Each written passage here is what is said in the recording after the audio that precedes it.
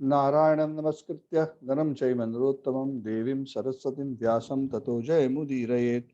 नष्टप्रायेषु भद्रेषु नित्यं भागवत सेवया भगवती उत्तमश्लोके भक्तिर्भवति नैष्टिकी। कृष्णाय वासुदेवाय देवकी नंदनाय च नन्दगोपकुमाराय गोविन्दाय नमो नमः। ॐ अज्ञानतिमिरान्धस्य ज्ञानाञ्जनच्छलाकया चक्षुरुन्मिलितं येन तस्मै श्रीगुरवे नमः। श्रीचैतन्यमनोभीष्टं स्थापितं येन भूतले स्वयं रूपः तदा मह्यं ददाति सुपदान्तिकम्। वन्देऽहं श्रीगुरोः श्रीयुतापदकमलं श्रीगुरून् वैष्णवांश्च श्रीरूपं सागरजातं सहगणा रघुनाथान्वितं तं सजीवं साद्वैतं सावधूतं परिजनासहितं कृष्णचैतन्यदेवं श्रीराधाकृष्णपादान् सहगणललिता श्रीविशाखान्वितांश्च। हे कृष्ण करुणा सिंधु दीनबंधु जगतपते गोपेशा गोपिका कांत राधा कांत नमोस्तुते। तप्त कांचन गौरांगी राधे वृंदावनेश्वरी वृषभानुसुते देवी प्रणमामि हरिप्रिये। वंशकल्पतरुभ्यश्च कृपा सिंधुभ्य एव च पतितानां पावनेभ्यो वैष्णवेभ्यो नमो नमः। जय श्री कृष्ण चैतन्य प्रभु नित्यानंद श्री अद्वैत गदाधर श्रीवासादि गौर भक्त वृंद। हरे Krishna Krishna Krishna Hare Hare Hare Ram Ram Ram Hare Hare.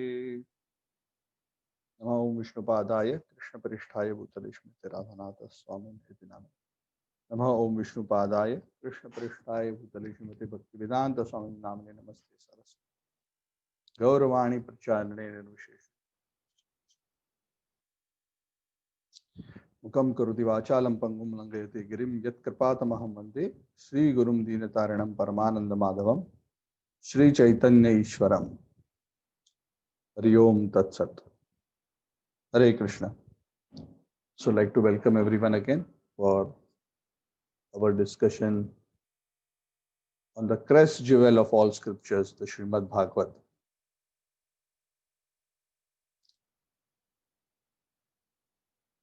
So the Srimad Bhagavad has been especially compiled by Vyasadeva in his spiritual maturity. After having compiled all other Vedic scriptures, he thought he had done it all, but then he was still feeling dissatisfied. We have discussed this in the first canto where the history of the Bhagavad is explained. I'm just quickly recapping a particular some key points just so that those who have joined late can understand the significance of the scripture. The Bhagavad was compiled by Vyasadeva when even after compiling all the Vedas, all the Puranas, all the Upanishads, the Vedanta Sutras, he was still feeling dissatisfied. He still felt, I have not compiled a literature which directly speaks about the highest truth. I have given so many ways around and so many indirect dharmas, but I haven't sufficiently directly spoken about the highest. And then his guru, Narad Muni, comes, appears into the scene. And whenever a devotee has a doubt, he discusses with his spiritual master. So Vyasadeva discussed with Narad Muni. Narad Muni confirmed the doubt which Vyasadeva had, and he said, yes, it is true. You have not described the topmost dharma, which is Bhagavad Dharma. So please describe it. It will be good for you and will be good for the whole world. Because this Bhagavad Dharma is actually the conclusion of all religious processes. Savai pumsam paro dharmo yato bhaktir adhokshaje ahaituki apratihata yayatma suprasiddhati. That the supreme dharma for all living entities, for all time, in all places, in all circumstances, is to develop pure devotion for the transcendent supreme Lord who is the source of everything. Adhokshaje. And that love for the Lord must be without any material motivation, and it should be continuous and uninterrupted for it to fully satisfy the soul. That is the Param Dharma. We all are looking for that supreme, complete satisfaction of the soul. So, this is the formula. The problem is that if this formula is given straight and plain, most living entities will reject. Oh, what is this? I have come to this world to become happy. You are saying make the Lord happy. And they find it very hard to digest. Because bhakti is about uninterrupted service to the Lord without any personal consideration. So this seems very counterintuitive. You understand counterintuitive? Counterintuitive means intuitively, naturally, logically, one may attempt to think if I have to become happy, I have to work to make myself happy. Isn't it? That's logical, right? In this world, it seems very logical. If I want to be happy, I have to work to make myself happy. Nobody's going to work to make me happy. I have to work to make myself happy. If I don't, who will work towards making me happy? Of course, those who are very close to me may try, but ultimately, I have to take it up to make myself happy. So that seems very intuitive. But already the Bhagavata said people have been trying this approach for millions of lifetimes, but they have failed. So the Bhagavad explains the technology of happiness at its deepest level, the spiritual level. And it says, Savai pumsam paro dharmo yato bhaktir adhokshati. The formula is actually opposite. The formula is if we work selflessly to please the transcendent Supreme Lord, Adhokshaja, Achyuta, Keshava, then automatically we will become happy. Obviously, it is counterintuitive. How? By trying to give happiness to somebody else, I can become happy. So this is explained in the Bhagavad very nicely. Yatha taror moola nishechanena trapyanti tat skanda bhujopashakaha pranopaharaccha yathendriyanam tathaiva sarvarhanam achyuta ijja. If one worships Achyuta, then it is like watering the root of the tree, because Achyut is the source of everything, including the source of our very soul.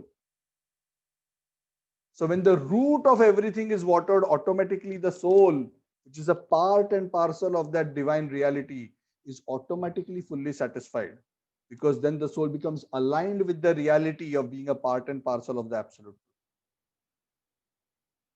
Of course, even though it is counterintuitive, there is this wonderful explanation. Just like watering the root of the tree, automatically water goes to the leaves. You don't go and try to spray water on the leaf. Of course, if you want to clean the leaf, you can spray, but it's not, the water is not going to go inside the leaf and the leaf is not going to get nourished. The way to nourish a drying leaf is to put water at the root, not just keep spraying the leaf. So we are spraying the soul from outside, but the soul needs to be nourished from the inside. And because the soul is part and parcel of the absolute truth, the seva has to be offered to the Lord, and through the Lord it comes, that satisfaction comes to the soul and the soul becomes blissful. That is the formula. And that is what the Bhagavad is about. Why I'm repeating this, I've mentioned this a few times. This is the most important point to understand.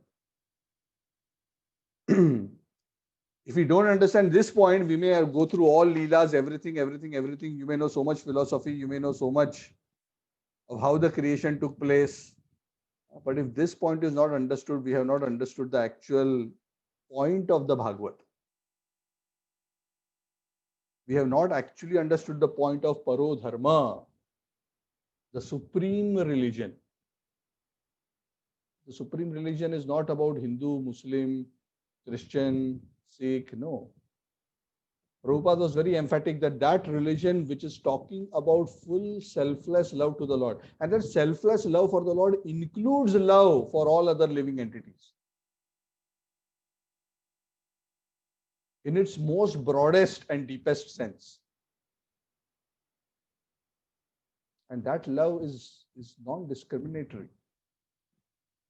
And that is what is the Bhagavad Dharma.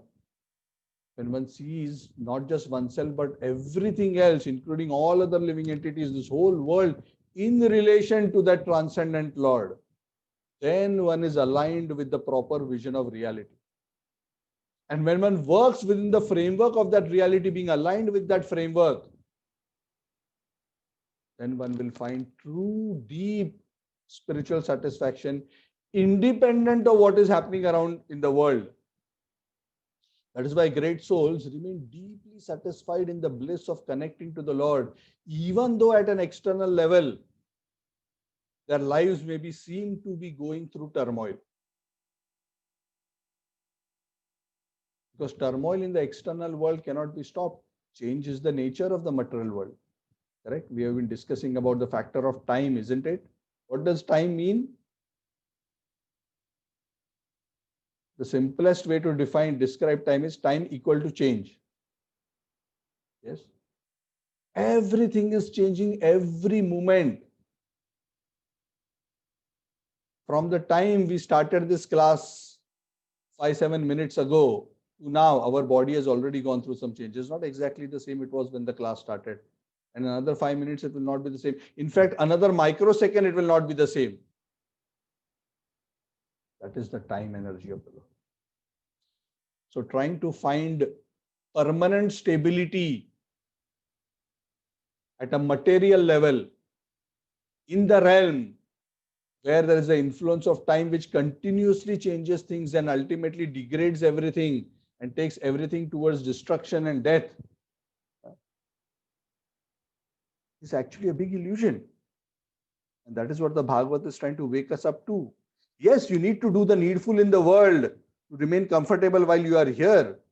But if you're trying to invest in this world as a place where you can find ultimate lasting happiness, you are hallucinating.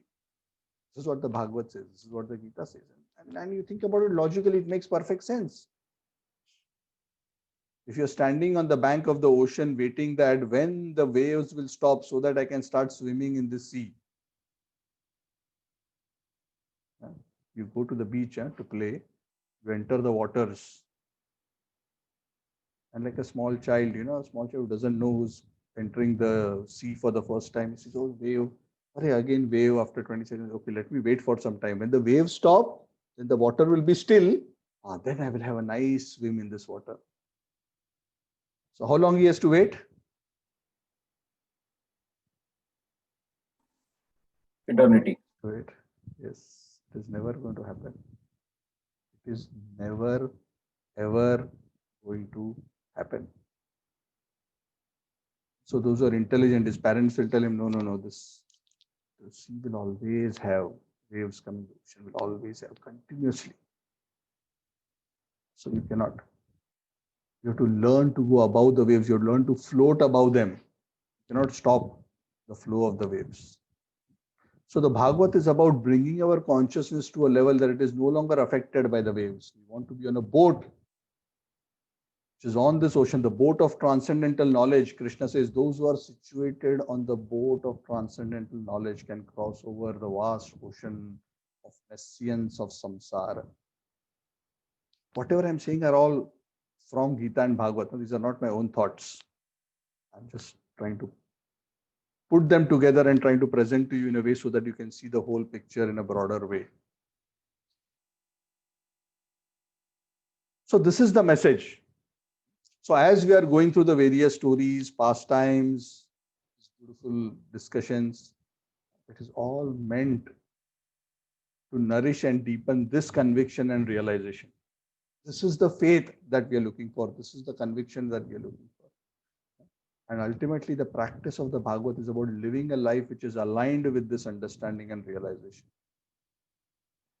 Don't try to make the impermanent place permanent. Understand your permanent reality and align your life with permanent so that you transcend the impermanent and go into the permanent realm. Asato ma sadgamaya. Don't try to remain in the asad. Go towards the sad.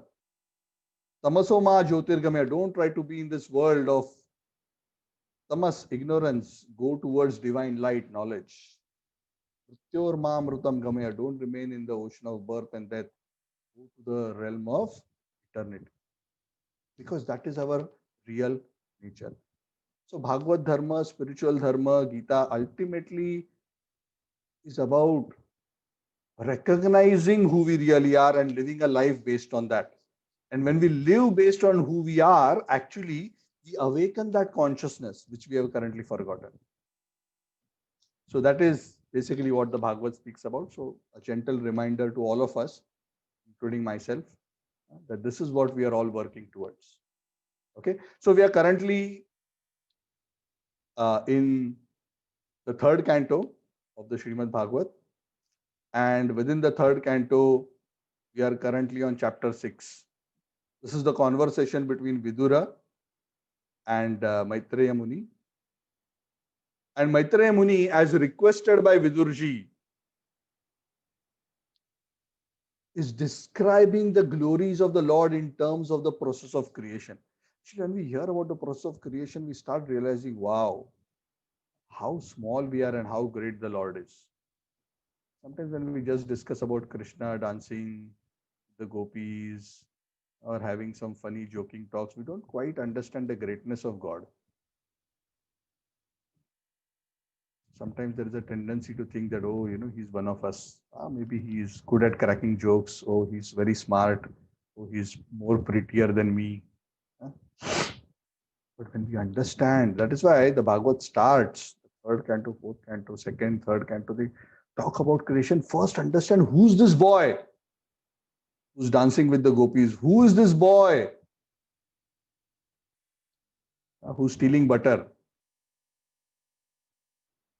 He's the supreme source of everything. How he existed even before creation.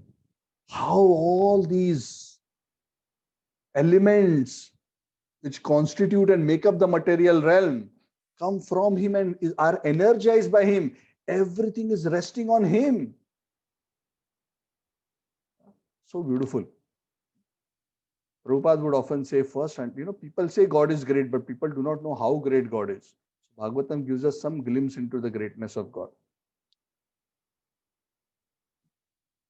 Yes, he's the one who Brahma had to learn from to figure out how to create.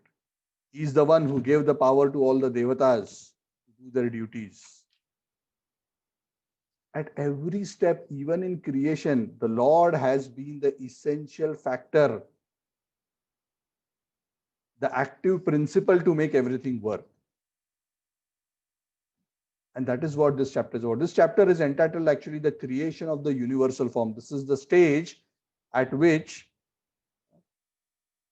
the universal form gets manifested, the Virata Roop gets manifested. So essentially, the previous chapter, the description has come to the point where the Lord creates the 23 elements. And then the devatas, who are supposed to be the controlling deities of these 23 elements, they are praying to the Lord, yes, you please give us knowledge, you please give us power. And they also say, oh, the Lord, these elements are created, but now we don't know how they should mix and how they should interact to produce the universe. Because there are only the bricks, the cement, the sand, but nobody knows how to put them all together and how they will get activated to create the Charachara Jagat. So they are praying to the Lord, please, now you guide us how this project is to be executed. So this chapter is about the creation of the universal form, the Virata Roop. So this chapter is also quite technical in nature. So again, like the last time, I'm going to avoid technicality and going into each and every element and the Devata and that table. That you can refer to the book. But I'm going to give you again a broader picture about the manifestation of the universal form. And then some key points philosophically that we need to understand from this chapter. Because sometimes when we get into too much technicality, we go into remembering the detailed categories, but we miss the main point, which is trying to be emphasized through the chapter. So this chapter begins by Maitreya Rishi telling Viduraji that all these elements were created, but the process of creation was suspended because all these elements are not mixing. So the process of creation got stalled at that point. And the Lord, when he saw that the process of creation requires his intervention to continue it. He personally went, not only created the time energy, the Kala energy, which within the material world, with the material energy, is known as Kali. Prabhupada translated as goddess Kali, is external energy, the Mahamaya energy. The Lord also simultaneously entered into this energy to make it possible for all these elements to actually get awakened, enlivened, and start combining. So the explanation is given just like somebody is asleep, all the elements are asleep, but when the Lord entered the elements, they all became awake, just like a person who's sleeping becomes awake and then starts going about doing their duties. So as the Lord entered the elements, then the active process under the influence of time.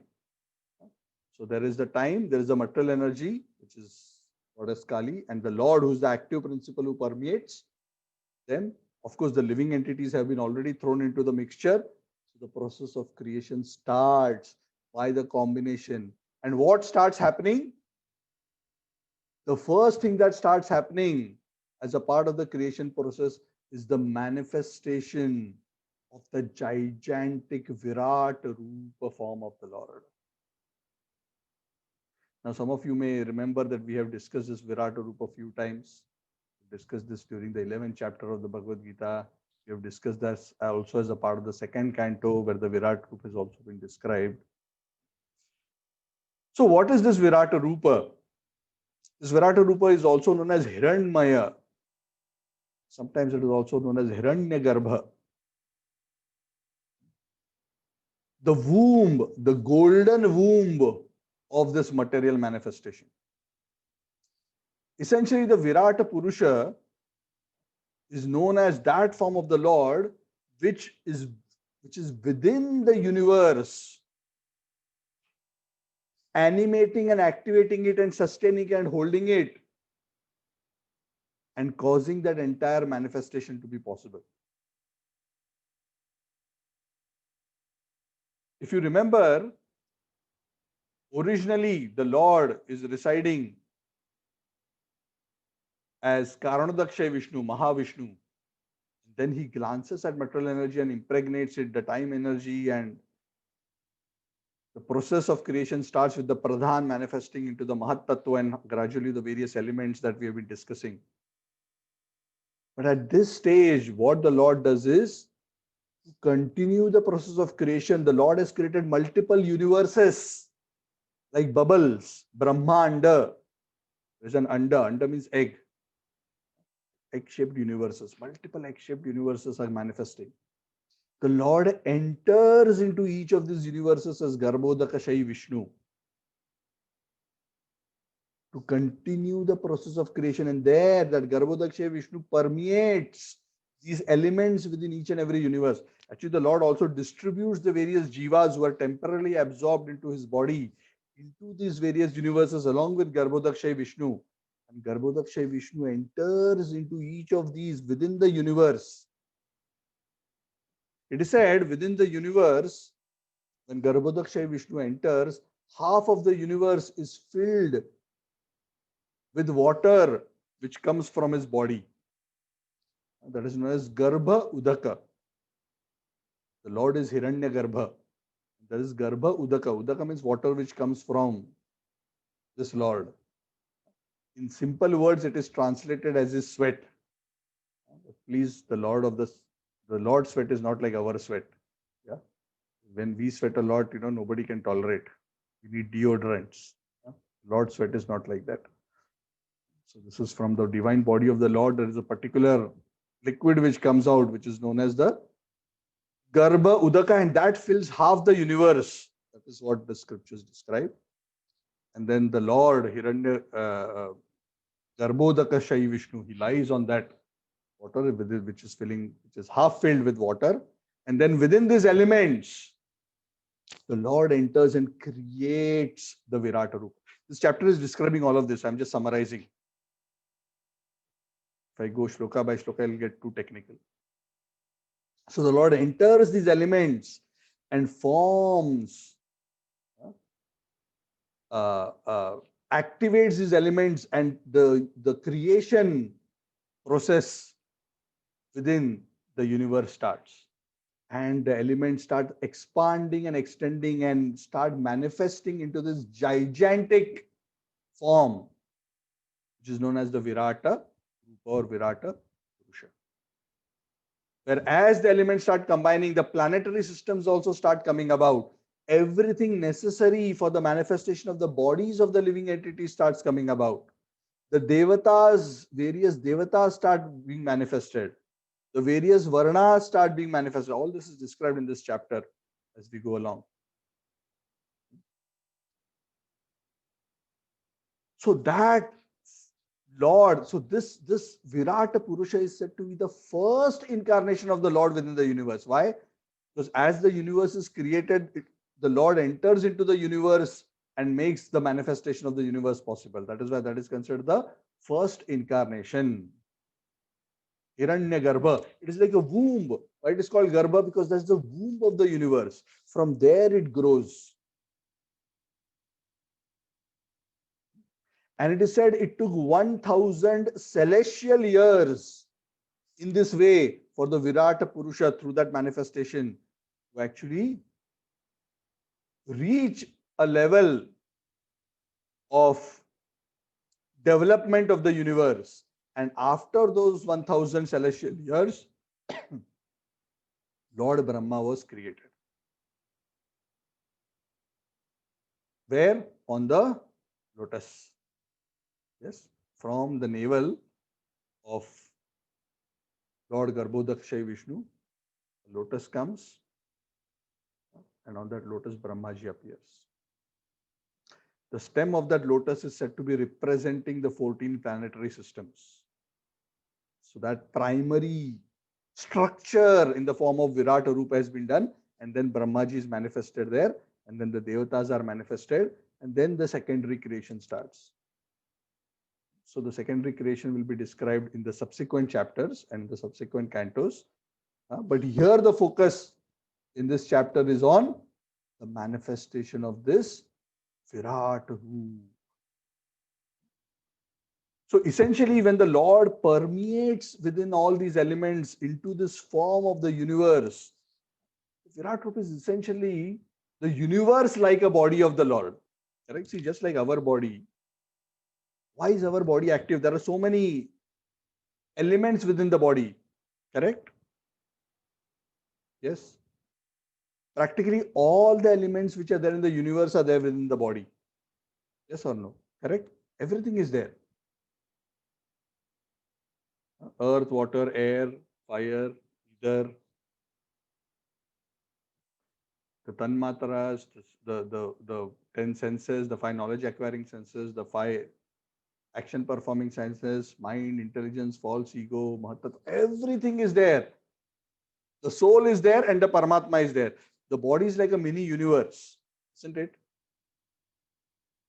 And we are perceiving this body because by the presence of the soul and the super soul, we are able to perceive our consciousness across this entire body.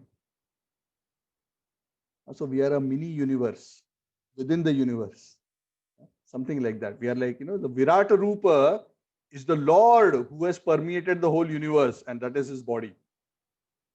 It is conceived like that.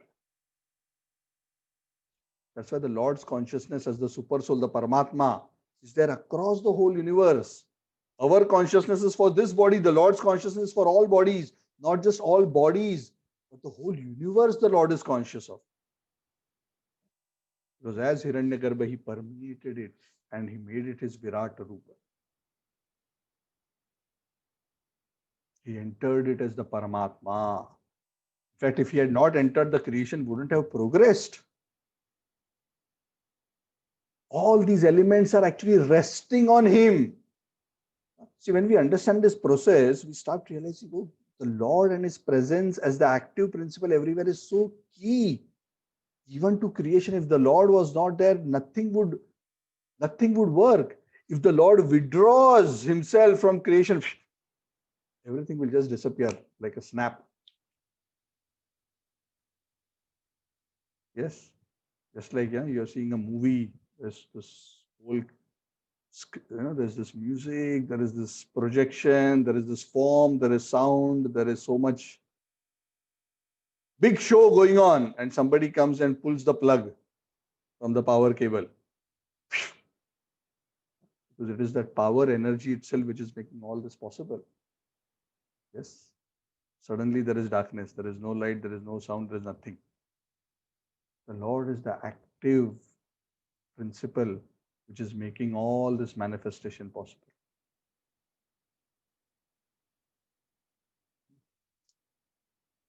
That is why the Lord says that everything rests on me just like pearls are strung on a thread. Sarvam idam maya protam sutre maniganaiva. I am like that thread which is holding all the pearls together. If I am removed, all the pearls will disperse. Soul creation is possible by my holding it all together. So the Lord is holding it all together in the form of Virat Rupa. Then in the form of the Virat Rupa, the Lord manifests the various devatas, and we discussed this in brief the last time. And different devatas are situated on different parts of the body of the Virat Rupa. Now that is described in great detail. Agni manifests from his mouth, Varuna from his tongue, Ashwini Kumars from his two nostrils, the sun from the eyes, then the skin, and so on and so forth. All this description is given in this chapter. I'm not going to go into the details. The Prajapatis for the procreating organs, Mitra is the Devata in charge of the process of excretion, and so on and so forth. So the various Devatas are given by the Lord the function to manage the various aspects of creation.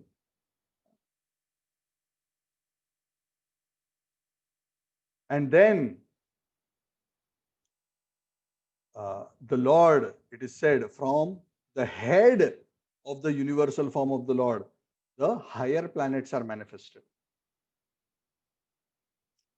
From the feet of the Virata Rupa, the comparison is given that the earthly planets are manifested. So those who are divine, sattvic living entities, they stay in the higher planets. Those who are the lower living entities, the middle, those who are in Rajogun, they stay in the earthly planets. And then it is said the sky, which is between the heavens and the earth, manifested from the abdomen of the Lord, of the Virata Rupa. And that is that space, that in between space, where the tamoguni living entities, especially the ghosts and the hobgoblins and the other species, who are the companions of Rudra, they manifested in that space. That is what the Bhagavatam says. Also, the comparison is given that from the Virat Rupa, because the Virat Rupa manifests the planetary system, the Virat Rupa, from the Virat Rupa comes the Varnas and the Ashramas, the Brahmana, Kshatriya, Vaishya, Shudra, along with all their duties and all their natures, comes from the Virat Rupa. Virat Rupa sets the entire framework. So it is said, from the head of the Virat Rupa comes the Brahmanas, because the Vedas come from there.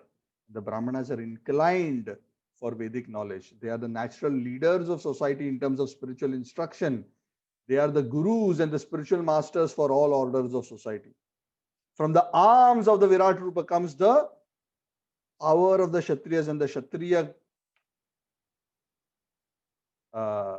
are manifested. The Kshatriya principle is manifested from the arms of the Virat Rupa. And what is that principle?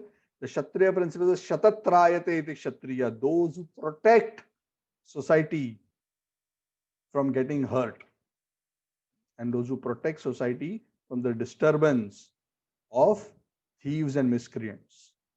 Kshatriyas come from the arms of the gigantic form, because that is where the power of protection comes. And then from the belly or the thighs of the Virata Rupa comes the wealth producing aspect of society, which is the Vaishyas. Vaishyas means those who produce wealth. The Kshatriyas protect and govern the wealth. The Brahmanas guide everybody, but the Vaishyas are producing wealth. So generally, when we talk about Vaishyas, we are talking about three aspects of wealth production: agriculture, commerce, and cow protection. Krishi, Goraksha, Vanijyam. Vanijyam means all kinds of mercantile activity, all kinds of business. And agriculture is actual production of from the earth, and then of course production of milk and other things which is related to animal husbandry. So from the thighs of the Virata Rupa, it is said that the Vaishyas became manifest and they took charge of these kind of activities. And from the feet of the Virata Rupa, it is said the functions of the Shudras got manifested. Shudras are those who are in the service industry, like what we mentioned, which means they render service to the other three, Brahmanas, Vaishyas, and Kshatriyas, and in return, they get a remuneration. So when a person performs a service and he gets remunerated for that service, then he is known as a Shudra. So they satisfy the Lord by rendering service. So all these social divisions, along with their occupational duties and their living conditions, they all came manifested from the Supreme Lord. What that means is that the Lord created this framework, this template, and gave all the duties. Why he gave that? Because all these living entities whom the Lord has impregnated within the womb of maternal nature, they all have their individual natures and they need to act and work according to the nature. So the Lord has to give that framework for them so that they can work in such a way, governed by that framework, so that they can be happy materially and become progressive spiritually. We have discussed in the Bhagavad Gita, the formula for spiritual elevation is one works according to his nature as given by the scriptures based on his guna and karma, but he connects his guna and karma in a selfless way in the service of the Lord. That is the formula for elevation. And that is why the Lord is creating that institution of Varnashram so that the living entities can be properly guided. So essentially, summarily, what we are saying is from the form of the Virata Rupa, initially all the planetary systems get created, the upper, the lower, the middle. The Devatas get created, the four Varnas get created, and in that way, essentially Chara-Chara Srishti gets created. So the living entities now have a facility to be within various realms and have bodies which are suited according to their past karma. Now the process can get reactivated, because when there was annihilation, all these living entities along with all their karma were temporarily in a state of suspended animation within the body of the Lord. Now they are again being projected into creation and given the opportunity to continue their search for perfection.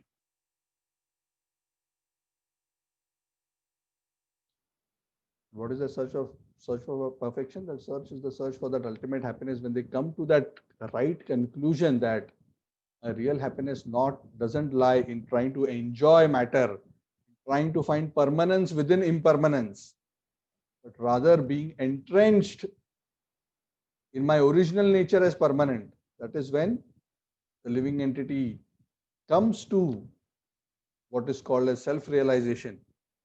Then he becomes qualified to transcend. So Viduraji is being explained all this by Maitreya Muni. Very nicely, he gives this framework. And after having given this framework, Maitreya Muni he becomes actually very humble, because when he describes all this, when a person actually understands the greatness of what is being described, one actually gets some sense of, wow, this is how great the Lord is. What is his power? And how effortlessly the Lord is doing. We discussed this the last time, right? The Lord is doing this half asleep in his yoga nidra. He's not busy, oh, calling this person, oh, now you do this, now you do this done, oh. Like nowadays, the projects are, the work is in, office. No, the Lord's energies work for him. And Maitreya Muni is saying, Vidurji, I am just trying to describe this, whatever I have heard from my spiritual master. But please forgive me, I don't consider myself very qualified to speak about this.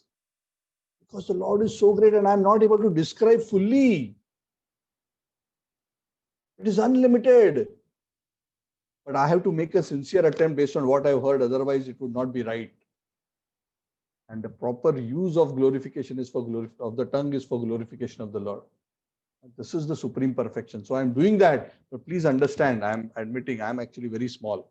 I'm just trying, based on my capacity, based on not just my speculation, but the description given by the great sages. And it is our perfection that we are able to hear this. Please understand, Vidurji, what I'm describing to you. Actually, this subject is so great and the glories of the Lord are so great. Do you know, after Brahmaji was created for 1000 celestial years, Brahmaji himself was undergoing meditation. Even before he could even figure out how to create, even before he could figure out who he is, he took 1000 celestial years of deep meditation. And do you know what was his conclusion after those 1000 years? His conclusion after those 1000 years was that the glories of the Lord are inconceivable. It's unlimited. Brahmaji concluded that it is not possible to conclude. It is inconceivable. So what to speak of us? We are so insignificant. Brahmaji has quad core processor. He has 4 heads. So he has 4 processors, and that too super powerful. They are super computers. But after 1000 celestial years, he is praying. Amit is saying, Govindam Adi Purusham Tamam Bhajami. I am worshipping the Supreme Lord. Achintya Swarupam. It's totally inconceivable. He's so unlimited. Brahmaji concluded that time. And his conclusion got reaffirmed when Krishna appeared in this world. Right? Remember, he tried to test Krishna, the Brahma Vimohan Leela, by kidnapping the boys and the cows. He was doubtful. Is this God? This little boy? The same God whom I had seen at the beginning of creation? Really? Is it this boy? Because that Lord was so grand. This boy is so sweet and beautiful, but he's just there in the forests, in the pastures, and he's eating with his friends and he's snatching food from their hands and their mouth and putting into his own mouth. It's just that same God who's the source of everything. He tried to test Krishna. And Krishna totally bewildered him. Bewildered him to such an extent that Brahmaji was totally at his wit's end. And finally, Krishna revealed to him his greatness. Brahmaji was so flabbergasted, felt so humbled. At that point in time, he came, he put his head, he removed his helmet, he put his head on the feet of Krishna. He was not even very interested. Krishna was still searching for the cows and the calves, pretending as if he didn't even understand what is going on. Krishna is far out, so inconceivable. And he prayed to the Lord. He said, "Oh Lord, others may say that they have figured out who you are and what you are and how great you are and all that. But let me admit to you again today, as far as I am concerned, I have no idea of how great you are. I am Brahma, the original creator. I am millions of times more intelligent than the most intelligent living entity, but I am certifying again that I am telling that I cannot figure you out. You are too far out. Krishna says that in the Gita, Aham Adir Devanam Maharshinam cha Sarvashah. I am the source of all the devatas, of everybody, even the great sages. They also cannot figure me out because I am the source of everything. So Brahmaji recertified in the Brahma Vimohan Leela. I cannot. So Maitreya Muni is saying, yes. At that time also when Brahmaji performed meditation for 1000 celestial years, he came to the conclusion that the Lord is unlimited. The Lord's Maya potency is so hard to understand. The Lord's energies are so powerful and so inconceivable. Vidurji, please understand. What to speak of all these other Mayavi living entities who try to understand these jugglers of within this world.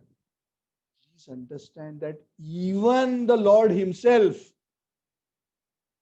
is not able to fully estimate his own inconceivable potencies. It's not just a problem for Brahmaji. The Lord is so great that he himself, means the Lord himself, is unable to fully fathom his own potencies. I'm not saying this. This is verse 39 of this chapter. Swayam eva. The verse says that even he himself is unable to figure out.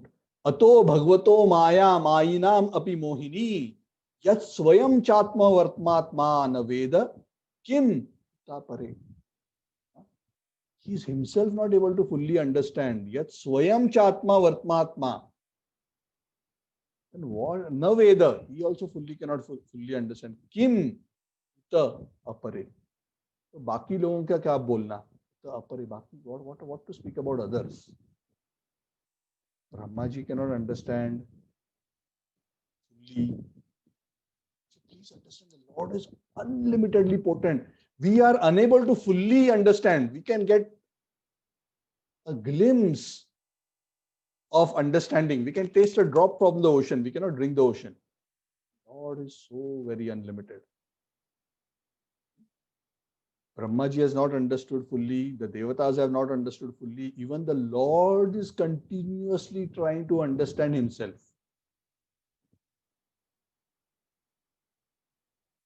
And he himself has not completed the project and will never ever complete the project because his own potencies are so unlimited.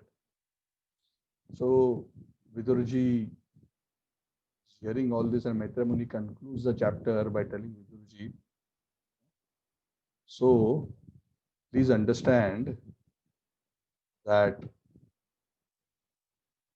Lord is so great. So let us, we can try to understand a little bit according to our capacity. But at the end of the day, as a matter of sanity, let us offer our respectful obeisances to him and surrender to him. That's all we can do. What more we can do? We have to surrender to him. We simply have to offer our respectful obeisances unto him as a matter of sanity. So let us do that, because the Lord is truly very, very great. So that was the summary of the chapter.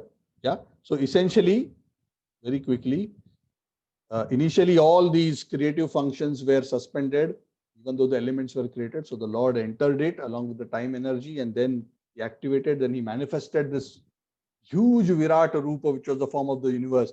And because of the presence of the Lord, the universe grew. See, just like when the soul is present within the body, only then the body grows, right? Correct? Initially, it's like the womb. The body is very small, but it grows. Why does it grow? Matter starts developing into a body because of the presence of the soul. Similarly, when Hiranyagarbha, the Supreme Lord, enters into the universal elements, it grows into the universe. Something like that. That is why he is known as the Hiranyagarbha, the golden womb of the universe. Very interesting. When you understand this little bit. Of course, we cannot understand completely. Even when we understand little bit, we will really start wondering and becoming amazed. So how the Lord is everywhere. The Lord says something very wonderful in the Bhagavad Gita.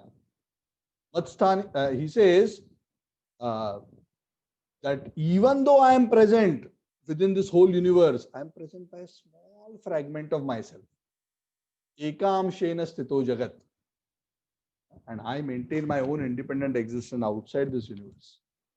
So unfathomable position and the glories of the Lord.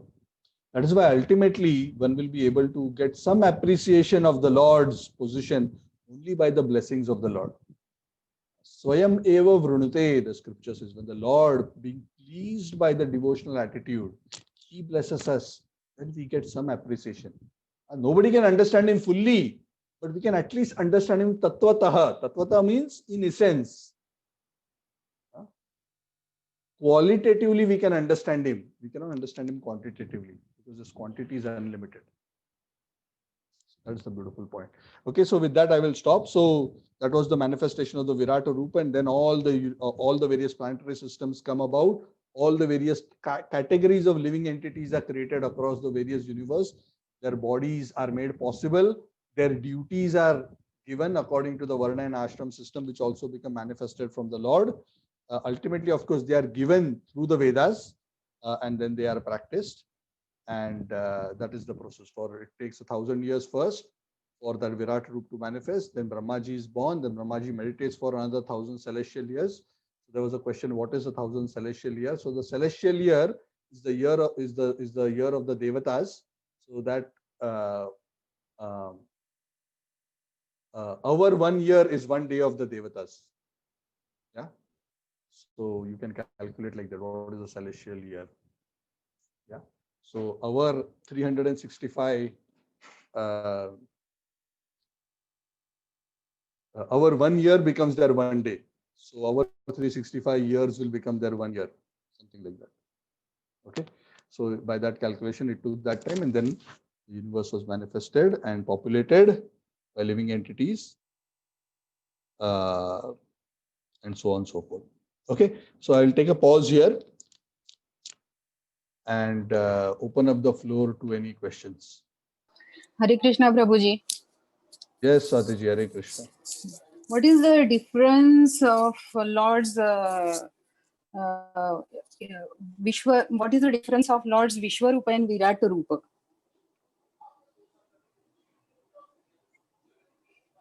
It is essentially the same. Vishwarupa and Virata Rupa is the manifestation where the Lord, the whole universe is the body of the Lord. Yeah. So that form, again, like what we discussed, is basically a conception.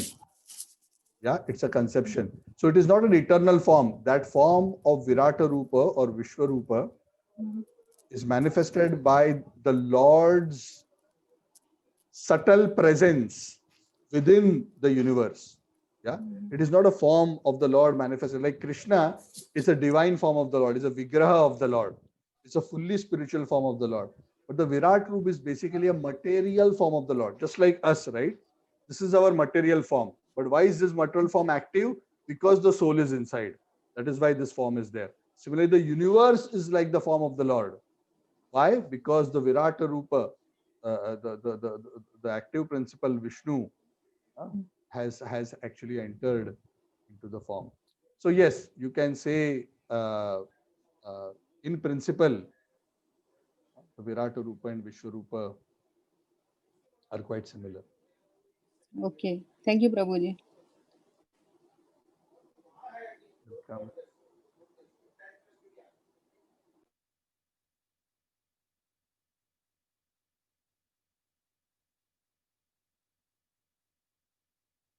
Any other questions?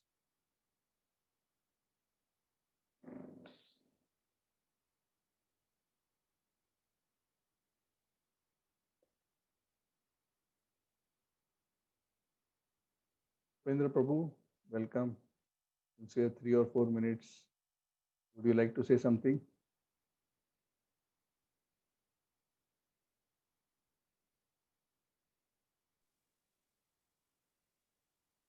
No, nothing. I don't have any. Not prepared anything. Okay, okay.